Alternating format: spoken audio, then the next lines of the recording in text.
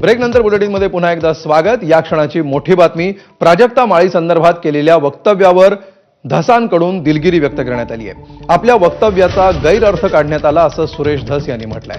कोणाचंही मन दुखावलं असेल तर आपण दिलगिरी व्यक्त करतो आहोत असं सुरेश धस यांनी म्हटलंय। स्वतः सुरेश धस सध्या आपल्याबरोबर फोन लाईनवरून आहेत। सुरेश धसजी, आपण दिलगिरी व्यक्त करण्याचा निर्णय घेतलाय। आपली प्रतिक्रिया देखील सर्वप्रथम एबीपी माझावर काही वेळापूर्वीच आम्ही दाखवली, यानंतर देखील आम्ही ती दाखवू। काय नेमकी आपली भूमिका आहे आणि हे दिलगिरी व्यक्त करण्याचा निर्णय, या निर्णयावर आपण कसे आलात? नाही, मी निर्णयावरती येण्याचा प्रश्न नाही, कारण कालपासून ते मी तर तसा मला असं वाटतं की मी थोडासा ग्रामीण भागातला आहे। माझ्याकडनं चुकलेलं तर काही नाही।